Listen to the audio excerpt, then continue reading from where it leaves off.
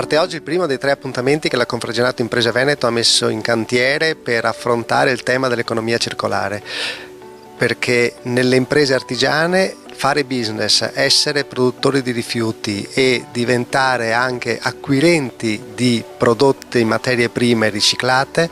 può veramente trasformare il mondo del riciclo in un mondo di economia circolare vera.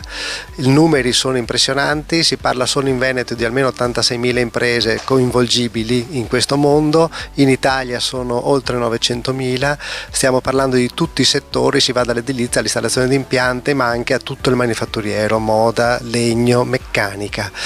L'appuntamento riguarda i rifiuti, poi si affronteranno i temi dell'energia e dell'acqua. Tutti e 3 gli appuntamenti porteranno esperti che metteranno a disposizione le loro conoscenze ai componenti delle categorie regionali e poi si portano anche esperienze concrete, aziende che del riciclo hanno fatto business e funziona. Un appuntamento nuovo, diverso, la convention categoria è una tradizione, quest'anno si spacca in 3 per affrontare un tema un po' difficile che è quello dell'economia circolare, che ha tanti aspetti di acquisto, aspetti di business, aspetti di attenzione ai rifiuti che si producono. Sì, è un nuovo sistema di affrontare quello che è l'attività delle categorie a livello di Confartigianato Imprese Veneto, con dei temi che sono trasversali, che sono attualissimi, che hanno a che fare con delle normative europee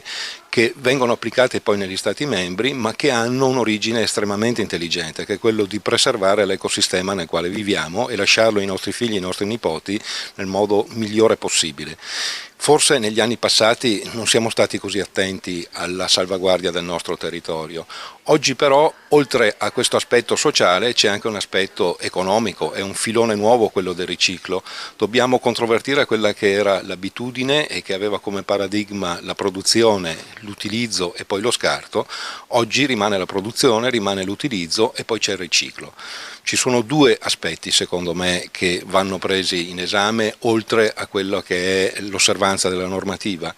che è appunto quello del risparmio dell'ambiente, ma anche un nuovo filone di business, una nuova attività per le nostre imprese che hanno fatto di questo filone, che è quello appunto del riciclo, del riuso, dell'attenzione al territorio, un elemento di business e di produzione. Abbiamo anche delle aziende che fanno appunto delle testimonianze rispetto a ciò che hanno organizzato nelle loro imprese. Sarà assolutamente interessante ascoltarli e capire se in ogni impresa c'è la possibilità di, oltre a preservare l'ambiente, anche avere un ritorno economico rispetto a questi temi. Data i numeri che l'artigianato muove ogni volta, perché quando si parla di industria si parla sempre di poche imprese, quando si scende nell'artigianato si parla di almeno 86.000 nel Veneto coinvolgibili in questo mondo del riciclo, del business, dell'economia circolare. Si può dire che facendo entrare l'artigianato si passa da una moda a un sistema di produzione, cioè un sistema economico? Beh, l'azienda artigiana è estremamente flessibile, innovativa e sa cogliere questi aspetti, per cui credo proprio di sì. Questa ormai è una tendenza sempre più radicata, ma soprattutto anche un elemento di marketing, perché il prodotto riciclato piace, perché l'azienda che risparmia territorio e che risparmia l'ambiente e che è più ecosostenibile piace anche da un punto di vista dei committenti e di chi poi deve magari affidare produzioni dei beni e servizi alle nostre imprese. L'economia circolare, diciamo, sarà il nuovo modo di organizzare la produzione, sarà l'economia del futuro e quindi a questo punto di vista anche le imprese artigiane devono capire quali possono essere le opportunità, non soltanto da un punto di vista ambientale ma anche e soprattutto da un punto di vista economico, perché l'economia circolare significa un mondo senza rifiuti, un mondo che partendo dai rifiuti può generare nuove materie, nuovi materiali, nuove risorse che possono essere immesse nella produzione e soprattutto significa un nuovo percorso di innovazione, quindi a questo punto di vista pensare a nuovi prodotti e nuovi rapporti col mercato e in questo, diciamo, hanno un ruolo molto importante anche le imprese artigiane. Però sembra difficile che una piccola impresa riesca a entrare da sola in questo mondo, hanno bisogno di aiuto, basta solo spiegargli o devono esserci dei processi di aggregazione piuttosto che di agevolazione da parte della regione? Diciamo che ci sono due momenti, sicuramente il momento della consapevolezza e della capacità di capire quali sono le opportunità rappresenta il primo passo, poi c'è un percorso di accompagnamento che può essere fatto in due modi, nel senso che da un lato c'è un'idea di aggregazione perché molto spesso appunto le imprese piccole non hanno magari la capacità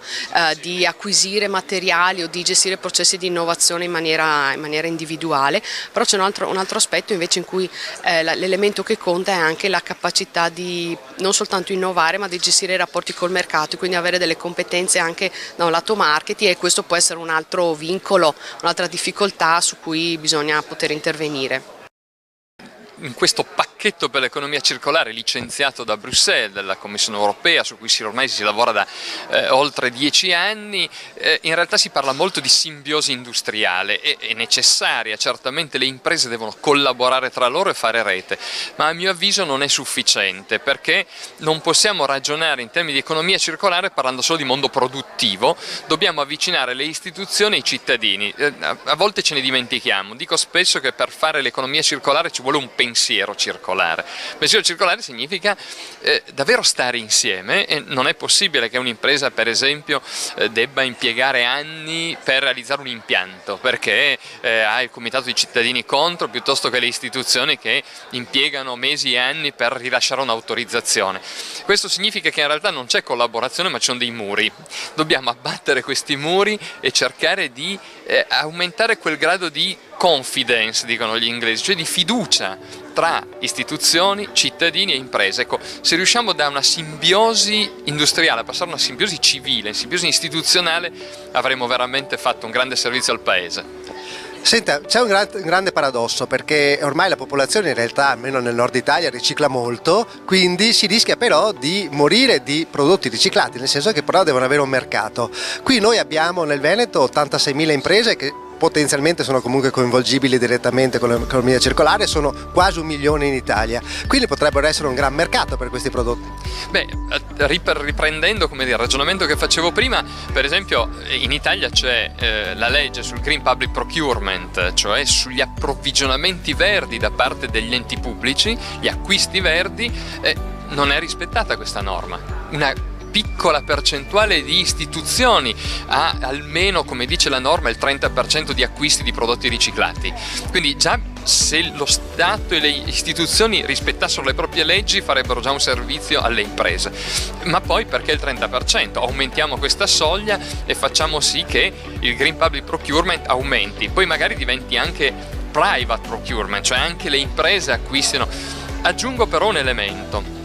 Attenzione a non parlare solo di fine della filiera, cioè di rifiuto prodotto e riciclato. L'economia circolare, la green economy è molto di più, è ecodesign, è riuscire a migliorare i processi, come si dice a slogan, fare più con meno, fare meglio con meno, cioè dobbiamo usare meno energia, meno acqua, meno risorse naturali, anche perché non ne abbiamo. Se siamo più efficienti siamo anche più competitivi sul mercato globale. Siamo con Susanna Martucci, la fondatrice di Alisea, un'impresa artigiana che vive di economia circolare, possiamo dire questo, ha fatto anche un grande successo e è partita dalle matite per poi arrivare a tantissimi altri prodotti. Allora, diciamo che siamo arrivati alle matite, non siamo partiti dalle matite. Noi ci occupiamo di economia circolare ormai da più di 20 anni e ci abbiamo fortemente creduto. Il nostro lavoro è recuperare materiali di scarto dalle produzioni artigianali e industriali dei nostri clienti e con quelli creare e realizzare oggetti di design per l'azienda con una forte comunicazione valoriale. Siamo partiti recuperando scarti e creando prodotti in upcycling in vario modo, poi siamo riusciti nel tempo, perché finalmente il tema del riciclo e del recupero ha cominciato a prendere piede, quindi a occuparci di materiali riciclati con cui rimpostavamo catene produttive, e adesso dopo tanti anni ci siamo anche permessi la soddisfazione di brevettare dei nuovi processi produttivi. Siamo titolari di 2 processi produttivi che partono da economia circolare con nuove tecnologie.